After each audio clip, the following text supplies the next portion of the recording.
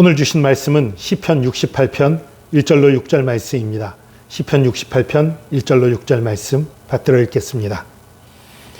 하나님이 일어나시니 원수들은 흩어지며 주를 미워하는 자들은 주 앞에서 도망하리이다. 연기가 불려가듯이 그들을 몰아내소서. 불 앞에서 미리 녹음같이 악인이 하나님 앞에서 망하게 하소서. 의인은 기뻐하여 하나님 앞에서 뛰놀며 기뻐하고 즐거워할지어다. 하나님께 노래하며 그의 이름을 찬양하라. 하늘을 타고 광야에 행하시던 일을 위하여 대로를 수축하라. 그의 이름은 여호와이시니 그의 앞에서 뛰놀지어다.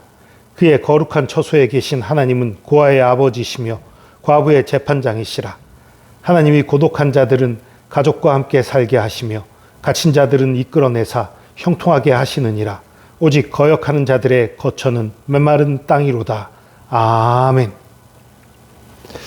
이 시편 68편은 승리의 노래, 그러니까 개선의 노래, 그런 노래로 알려져 있어요. 어떤 승리 후에 부른 노래인지는 잘 알려져 있지 않지만 하나님의 승리를, 하나님의 위대하심을, 하나님의 능력을 찬양하는 그런 노래예요. 그 중에 특별히 1절에서 6절은 승리의 하나님을 찬양하라는 외침이에요. 1절 보니까 하나님이 일어나시니 원수들은 흩어지며 주를 미워하는 자들은 주 앞에서 도망하리로다. 하나님 앞에 적들이 패해 도망가니 하나님 승리지요. 연기가 불려가듯이 그들을 몰아내소서. 불 앞에서 미리 녹음같이 악인이 하나님 앞에서 망하게 하소서. 적들을 완전히 멸하시고 그들이 순식간에 패퇴하는 모습들을 묘사하는 거지요. 그러니까 하나님께서 승리하시니까 3절부터 의인은 기뻐하고 하나님 앞에서 뛰놀며 기뻐하고 즐거워할지어다. 하나님의 승리가 사실 누구를 기쁘게 합니까? 물론 하나님도 기쁘지만 우리를 기쁘게 하는 승리예요. 우리를 위한 승리거든요.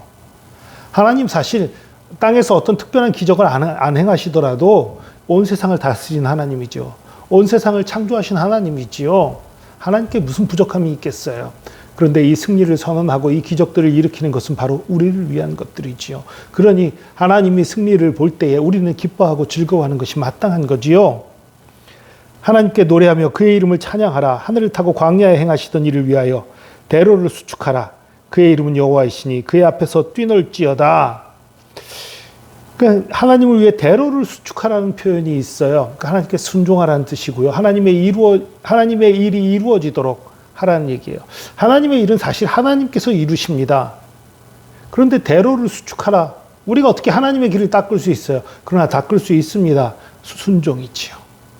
하나님이 우리를 쓰시도록 하는 거예요. 하나님께 우리를 맡기는 거지요. 그럼 우리 너무 힘든 거 아니에요? 아니요. 하나님이 우리를 위하시는 하나님인데요. 하나님을 위해 대로를 수축하는 것이 바로 우리를 위한 것입니다.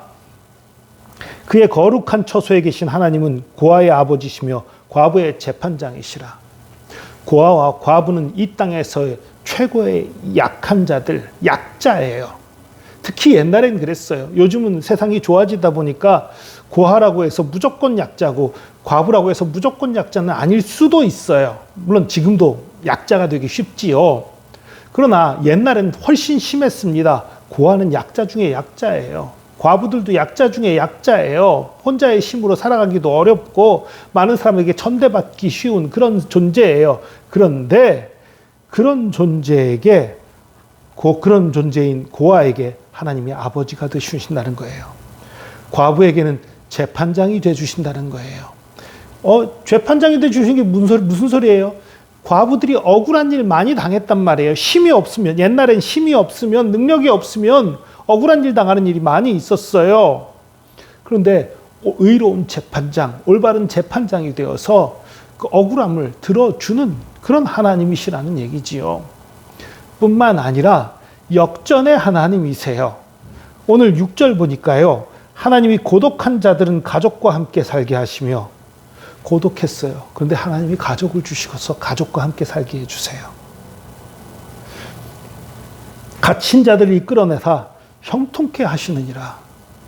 약점이 강점이 되게 하시고 역전이 일어나게 하시는 하나님을 얘기하고 있어요. 같은 맥락에서 보면 그 마태복음 5장에 있는 팔복도 어찌 보면 역전의 하나님을 얘기하는 거예요. 지금 구조와 비슷해요. 지금 이 6절 보니까 고독한 자들에게 가족을 주신다. 갇힌 자를 형통케 하신다. 가난한 자는 천국을 소유하게 된다. 애통하는 자가 위로를 받는다. 온유한 자가 땅을 기업으로 받는다. 목마른 자가 배부르게 된다. 긍휼히 여기는 자가 긍휼히 여김을 받는다. 다 역전을 얘기하고 있어요. 물론 팔복의 모든 부분이 그렇지는 않습니다만 상당 부분이 그렇지요. 여러분에게 약점이 있습니까? 여러분의 부족함이 있습니까? 그 부분을 주님께 맡기시기 바랍니다. 여러분이 정말 어쩔 수 없는 것, 이것만은 내가 도대체 어떻게 할 수 없어, 너무 힘들고 너무 어려운 그거 있습니까? 우리 승리의 하나님께 맡기십시오. 우리의 승리의 하나님이 그 부분에 관여하시면 그 약점이 강점이 될 수 있습니다.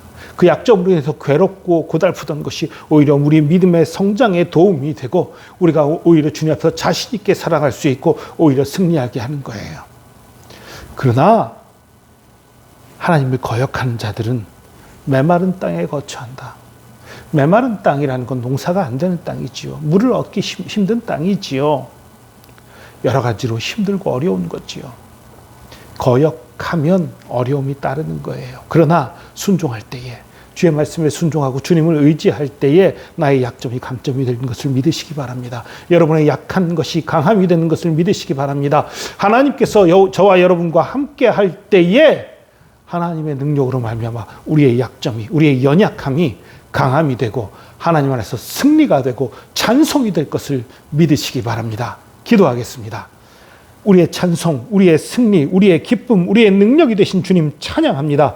우리에게 연약함이 있습니다. 우리에게 부족함이 있습니다. 우리에게 어쩌할 수 없는 약점들이 있습니다. 주님, 그것을 주께 맡깁니다. 주님 앞에 담지 엎드리며 주님 앞에 순종하며 주님 앞에 부르짖을 뿐입니다. 주님, 그 부분에, 그 연약함 가운데 역사하셔서 그 연약함이 승리가 되게 하여 주시옵소서. 그 부족함이 풍성함이 되게 하여 주시옵소서.